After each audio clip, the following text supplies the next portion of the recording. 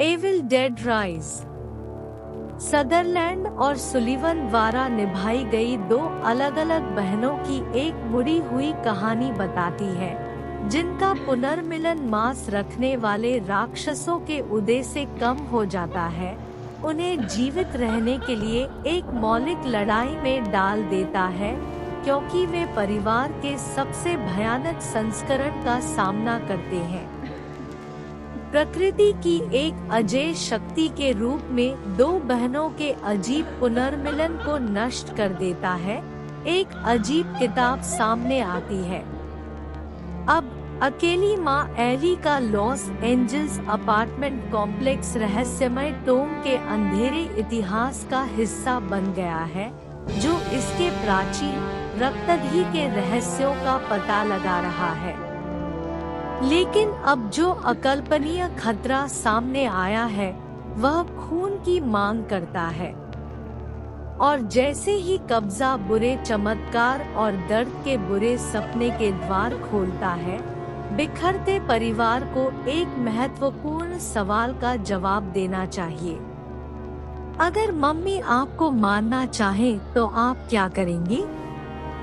चचेरे भाई टेरेसा और जेसिका के नए प्रेमी कालेब एक झील के किनारे केबिन में छुट्टियां मना रहे हैं, जब एक बीमार जेसिका टेरेसा को मारती है और कालेब को झील के ऊपर ले जाने से पहले मार देती है।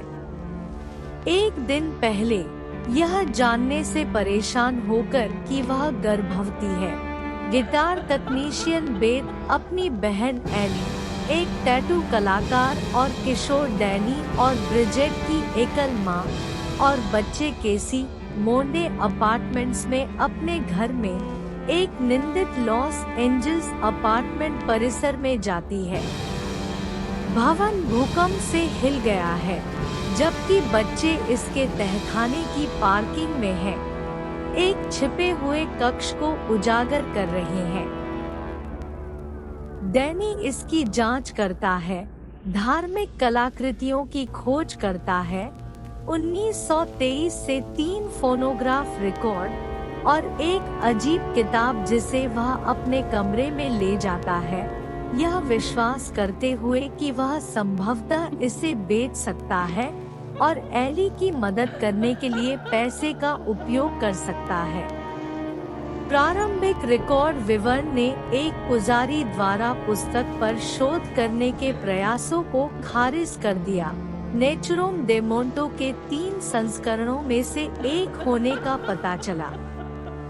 बाद के रिकॉर्ड से पता चलता है कि पुजारी ने गुप्त रूप से अपना शोध जारी रखा और एक भस्म का पाठ किया जो राक्षसी संस्थाओं को डेडाइट्स के रूप में जाना जाता है। इमारत की शक्ति विफल हो जाती है और एक अलग एली पर हमला किया जाता है और एक अनदेखी शक्ति द्वारा कब्जा कर लिया जाता है। वह एक ट्रांस में अपार्टमेंट में लौटती है, खतरनाक रूप से अपने परिवार को धमकाती है और अपने बच्चों की रक्षा के लिए बेथ से विनती करने के बाद मर जाती है।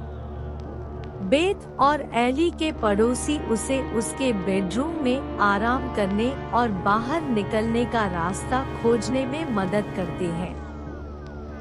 वे पाते हैं कि सीढ़ी ढह गई है, लिफ्ट क्षतिग्रस्त हो गई है और एली के पुनर्जीवित होने और ब्रिजेट को घायल करने वाले परिवार पर हमला करने से पहले वे आग से बचने में असमर्थ हैं।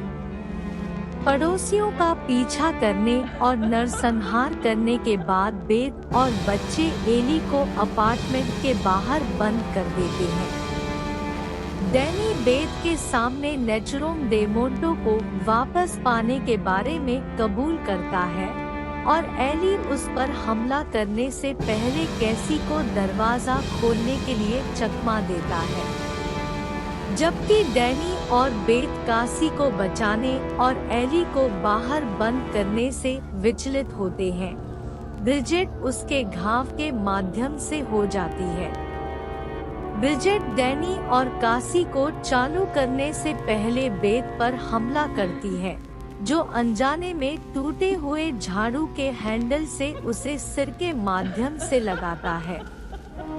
बेथ तीसरे रिकॉर्ड को यह समझने के लिए सुनता है कि डेडाइट्स को कैसे भगाया जाए, लेकिन सीखता है कि पुजारी विफल हो गया और उसके सहयोगी सभी के पास थे, केवल डेडाइट्स को रोकने वाले मेजबान के पूर्ण विनाश के साथ। ब्रिजेट पुनर्जीवित हो जाती है और डैनी को घातक रूप से छुरा मारती है, जो मरने से पहले ब्रिजेट को आग लगा देता है क्योंकि एली वेंट का उपयोग करके अपार्टमेंट में घुसपैठ करता है। बेथ के गर्भवती होने का एहसास होने पर एली ने भ्रूण को उससे बाहर निकालने का प्रयास किया, लेकिन बेथ और कासी उसे कैंची से अक्षम करने में सक्षम है। एली कस्सी को भावनात्मक रूप से हेरफेर करने में विफल रहता है, जो स्वीकार करता है कि उसकी मां पहले ही जा चुकी है। डैनी और पड़ोसियों के शवों के पास है। बेथ और कासी को क्षतिग्रस्त लिफ्ट में शरण लेने के लिए प्रेरित किया।